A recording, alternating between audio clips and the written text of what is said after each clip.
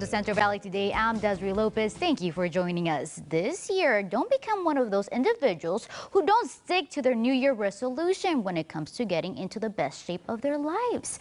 Joining us in our studio to talk about what you can do to stay with the program is manager of Community Medical Center's Fitness Center, Tim Clark. Welcome, Tim. How are you? Thanks for having me. Tim, first of all, why do you think people don't stick to their New Year resolution? There's a couple reasons. I think one of the biggest ones is notorious when you think of New Year's resolutions, right? And you want to make a big change in your life. You know, at least for me, when I want to make a big change in my life, I'm not going to wait till next year, next month, next week, next Monday. If I really want to make that change, I'm going to do it right now. So I think that's part of it. I think another big key to that is that a lot of times people set goals that are very general and not specific enough to stick to, not measurable. You know, for instance, if someone says they want to lose weight, it's like, well, what does that mean over the course of a year? I've lost 5 pounds in 2 months. I'm done, right? So the rest of the year I can do whatever I want. So that's another factor, I think, with that. It's along those same lines with weight loss. 7 out of 10 of the top New Year's resolutions that are made are health related. It's also been found statistically that as a society, we have a horrible problem with sticking to those resolutions. Even right now, we're quickly approaching 2 weeks over in the first of the year.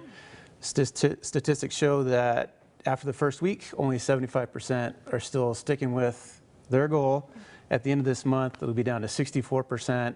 And by the end of the year, only 8% will have lived out the whole year sticking with their Goodness, plan. after only 2 weeks, it's 75%. Yeah. And of course, what do you think people should do so they could stick to that program?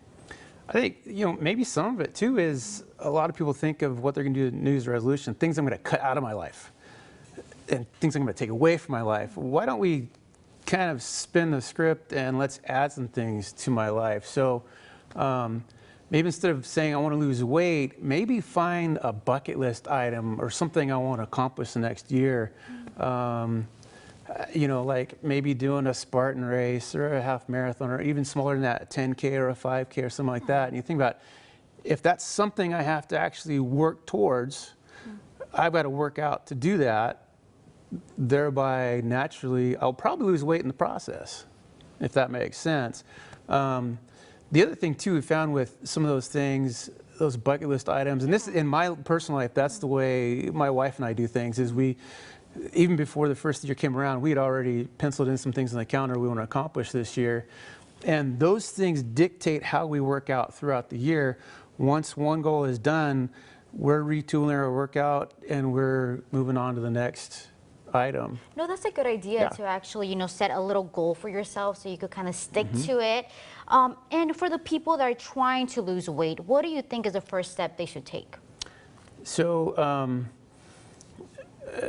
you know, if we go back to the healthy goals and losing weight and that kind of thing too, and you think some people may think, you know, losing weight can be awfully intimidating.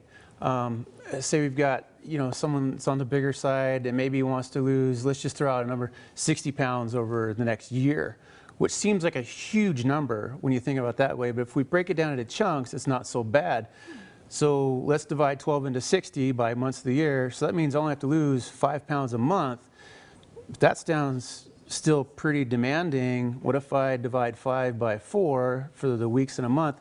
I only have to drop about 1.25 pounds every month throughout the whole year, and I've achieved that 60-pound weight loss goal. So chunk some things up like that. The other thing too, when you measure it like that, you break it down.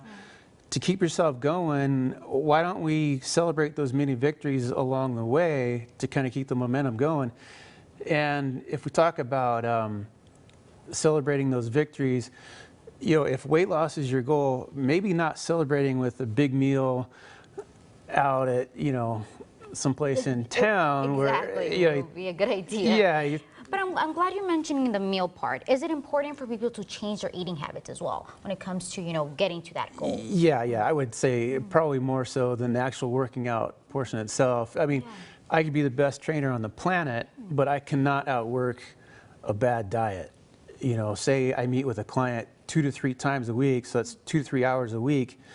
I don't know, what you got, what, another 150 hours during the week that that person can totally destroy and dismantle what I did in 3 hours.